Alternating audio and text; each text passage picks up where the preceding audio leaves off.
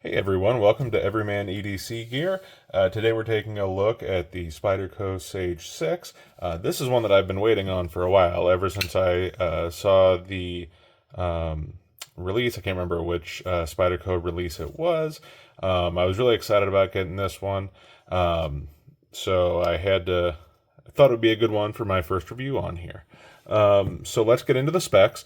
The blade length is right about 3 inches. If you look on the Spyderco website, it actually says that it is exactly 3 inches. So that's something to keep in mind if you are in a state that has some restricted blade laws, things like that.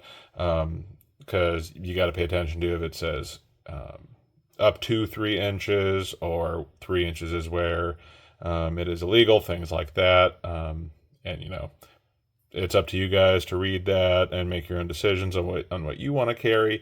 But the steel, as you can see, get a good close up there, is CPM S30V. They also have a version that is going to be available in S90V. I actually was originally going to be waiting on that, and really that was the one that I wanted, but I'm impatient, so I ended up ordering the S30V version. The lock is a button-operated compression lock, so you can see the button there. When you close it, press the button, falls closed.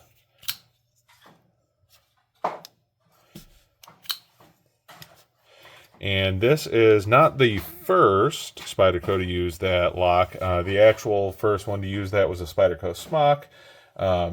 But since Spyderco's patent on the compression lock expired recently, I believe it was, button-operated liner compression locks have really started to take off, and this is, to my knowledge, Spyderco's first foray outside of the Smock into using that system. For those of you that aren't familiar with the Sage line, each edition of the Sage uses a different lock and pays homage to an innovator that came up with that lock. So the Sage 1 used a liner lock, Sage 2 used an integral lock or a frame lock, whichever you want to call it. The Sage 3 used a bolt action lock, which is kind of similar to a crossbar lock in very basic terms. The Sage 4 was a back lock. The Sage 5 used Spyderco's now famous, for sure, compression lock. And then we have the Sage 6, which uses a button-operated compression lock. Or top, I think Vosteed uses the term top liner lock, but Spyderco is calling it a button-operated compression lock. So back to the specs, probably the most important one is the current retail price for this is $200, which, my opinion, for what you get, S30V steel, it's a little steep, but it's not unreasonable, especially considering it's a new model, and I think that price is probably going to come down a little bit as it becomes not, the fresh new thing. So my first impressions out of the box, I love the form factor. Fits my hand really well. And that was not a surprise to me because probably my favorite knife up to this point was the Sage 5, which, as I mentioned, uses their compression lock, and I love it enough that I have, that was a terrible flick, I have 4 Sage 5s. So the ones that I have, I will go through here shortly and get them all out there so they can be seen with their brother, cousin, whatever you want to call it. So I have the Spyderco, I have the Sage 5 Salt, which is in MagnaCut. This is it was formerly a lightweight in Maximet. This was originally the Sage 5, the base model that came with a G10 G10 scales with a carbon fiber laminate over the top, and the Spy 27 version. As you can see, none of these have their original scales. One of the things that you'll see as I go through reviews in this channel, if there is a aftermarket scale, chances are I'm going to put it on it just because I love customizing my knives, which I forgot to mention when we were going through the specs on the Sage 6. This is a G10 with a carbon fiber laminate. The S90V version, when it comes out, will actually be solid carbon fiber. But the base model, it is G10 with carbon fiber laminate. As far as the build quality, you know what? I will get these Sage 5s out of here just so we can focus on the Sage 6. So build quality. You've seen me open it a few times. I really like the opening action on this. It's snappy. Very reminiscent of the Sage 5, which, like I said, is probably my favorite folding knife right now. The closing action on it leaves a little bit to be desired for me, and maybe that'll change with break-in. I just think it feels, the best way I can describe it is a little soft. It's almost like there's a second detent there, like right there. You can kind of see it kind of stops right there, and I think that maybe a part of the design that I'm not familiar with. Maybe it is something they had to do with the button-operated compression lock, but it's not bad. It just, I don't feel like it's as snappy shutting as the Sage 5. So here's the Salt with the aftermarket scales. You can see when I close it, there's no hang up there at the top. Even if I don't press very hard, there's just, oh, well, I guess there was that time a little bit. But it just, I think it falls shut a little bit better, snappy. You can kind of, even audibly, I think it is a slightly different sound to it. So, but anyway, back to the Sage 6.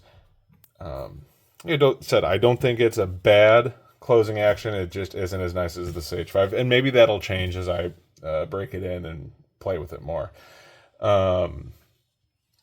Like I said, I'm not sure if that's a side effect of the different lock style or what it is. Somebody that maybe has more knowledge of the inner working of knives might be able to give more information on that. So as you can see, I'm going to try to get a good shot here. The blade is nice and centered. Oh, there we go. Sorry. The blade is nice and centered. Now, I actually took one of the scales off just to get a good look at the liners and things like that. So I did recenter it when I put it on, but it came dead center. So no concerns about that. I did, like I said, I did disassemble it. So as far as comparisons, this is where I thought probably one of the most useful things, because, you know, if you own another similar knife, similar size, this can give you an idea. So we got the Sage 6. I already showed you the Sage 5, but I'll put one next to it. Almost identical, obviously. The biggest difference is you have the compression lock here versus the button-operated liner lock there. But size-wise, virtually identical, which is not surprising. The other one that some people might be interested in is, for comparison, is the Para 3. Now, I do like both the Para 3 and the Sage 5 and Sage 6. Form factor, I prefer the Sage 6 and Sage 5 a little bit more, and my biggest reason for that is, so with the Para 3, I can hold it like this. Obviously, I have full 4-finger grip down here, but when I use these, I typically choke up into the forward finger choil here. Now, the finger choil on the Para 3, it's a little shallow for my taste. It's usable for sure. There is no problems using that. I'm not going to hurt myself, anything like that. But in comparison to the Sage 6, and Sage 5 for that matter, You can see it goes a little bit deeper. So when you're really getting up into that, I just feel like it is a much stronger grip that you get there. And just like the Para 3, I can get a full 4-finger grip without choking up, even more so when I do choke up like that. So like I said, I like the Para 3 and the Sage 5 and Sage 6. I just like the ergos of the Sage 5 a little bit more. Sage 5 and Sage 6 a little bit more.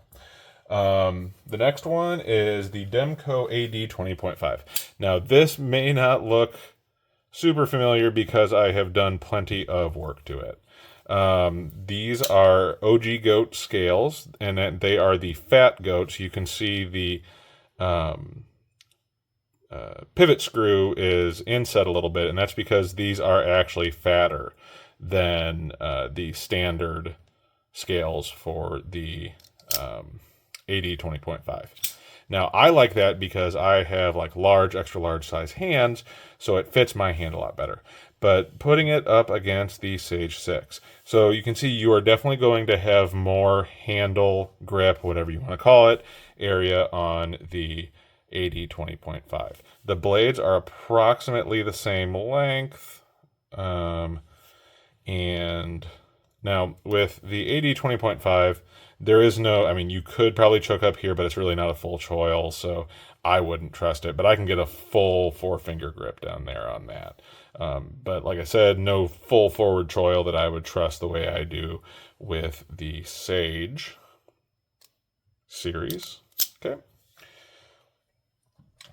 Next one I have up is the Kizer Drop Bear. This is probably after the Sage series. This is probably my next favorite knife. Again, you can see about the same as far as blade length. Scales are about the same length as well. No forward choil on the Drop Bear, so just a regular full 4-finger grip. But very, very similar in size. Blade profile is obviously a little bit different. This is more of a leaf style blade. This is more of, I've seen this called both a spear point, a drop spear point, whatever you happen to want to call it. Okay. And next is the Kershaw Bel Air. And this one, you can see, I believe the Bel Air blade is a little bit longer. And that's actually something, if you remember when the Kershaw Bel Air originally came out, it actually said that it was a 3.0 inch blade. If you look now, it actually says that it is a 3.1 inch blade. So that's something to pay attention to if you're in an area that has blade length restrictions. I think it probably is more of a 3.1 inch blade when I actually measure it myself and look at it. So just something to be aware of. But size-wise, you can see it's very similar, different blade shape. This one is Magna Cut, S30V steel up here, obviously. But just like the Sage, full 4-finger grip. Okay. And next we have the Hogue Ritter Mini RSK. Again, these are not the original scales, just like with the AD 20.5. And again, these are original goat scales. Can't recommend them enough if they make scales for the knife that you happen to have. But size-wise, you can see the blade is actually a smidge shorter on the Hogue, I believe. Scales, grip area are about the same size. Again, no forward choil on this, so you're going to be just your regular grip on that one. But again, very similar size-wise. Okay, and this is a mini bug out. This is one that I actually custom ordered. These scales were not part of that custom order. The main reason that I custom ordered this was to get it in S90V steel. I'm a big fan of S90V, and if you custom order through Benchmade, you can customize the steel on most of the models that they offer in their custom shop. The scales on this one are actually from Make Tech Create, I believe is the name of the shop. He's on Etsy. He also has his own shop on his own website, but really does amazing work with wood scales. Highly recommend him if you want wood scales for any of your knives. But size-wise, you can see the blade is a little bit shorter on the mini bug out. I want to say it actually advertises as 2.7 inches, maybe a little bit more than that, which makes sense. It's a little bit shorter. And you can see the grip scale area is also a little bit shorter. I can get a full 4-finger grip on this, but it is just barely. Where, again, on the Sage, pretty secure, and then especially with the choke up, very solid 4-finger grip.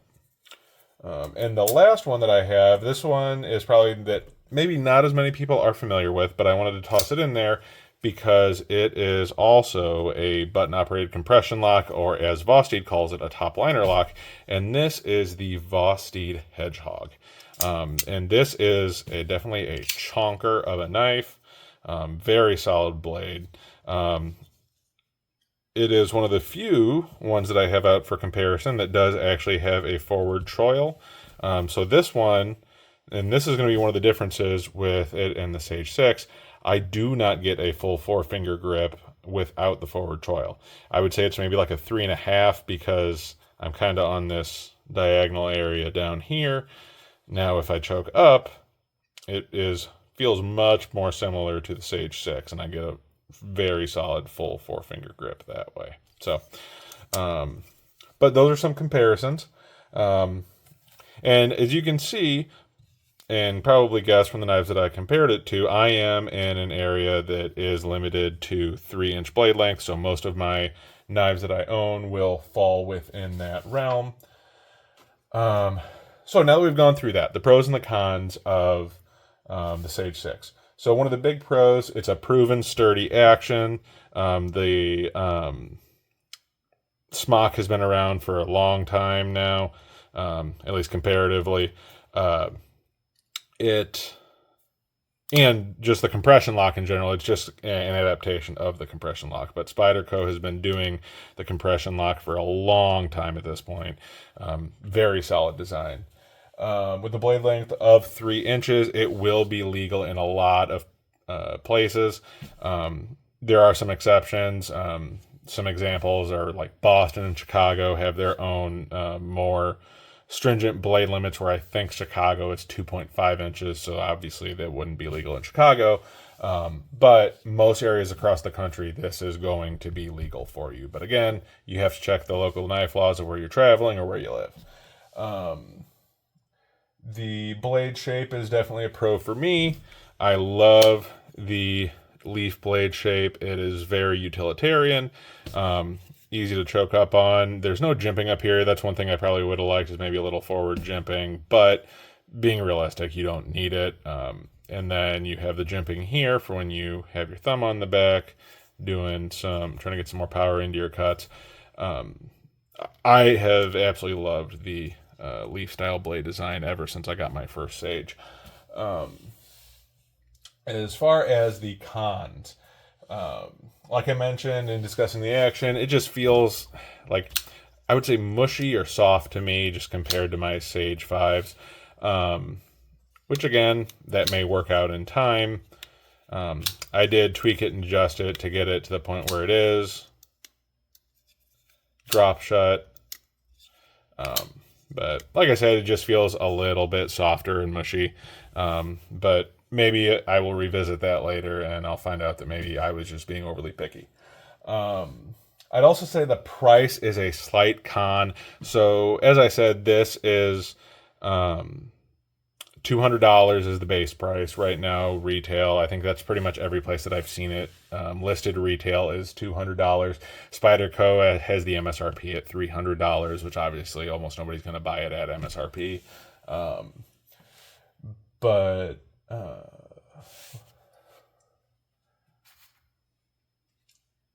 And for comparison to that, so the Spyderco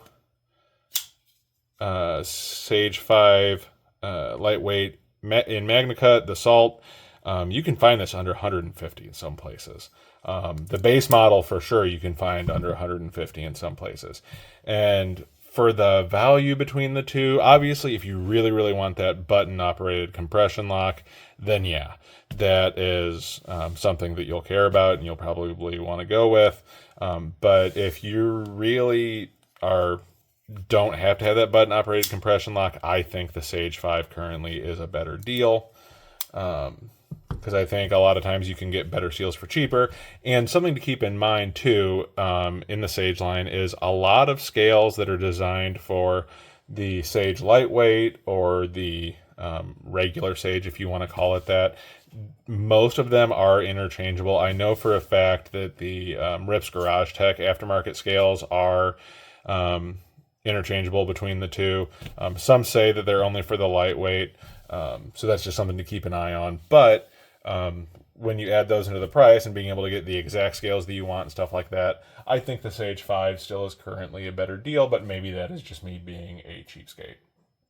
So my verdict, would I buy this knife again? I would say yes. It is a comfortable knife. Now, I don't use knives for defense, but I figured I should at least give a picture of the reverse grip. It's pretty comfortable in that, especially when you get up in the choil. But anyway, yeah.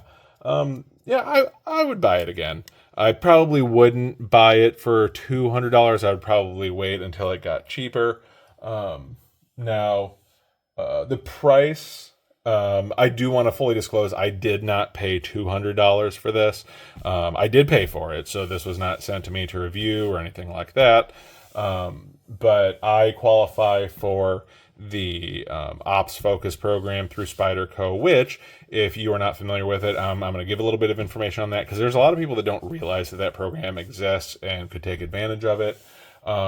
So since I mentioned the Ops Focus program,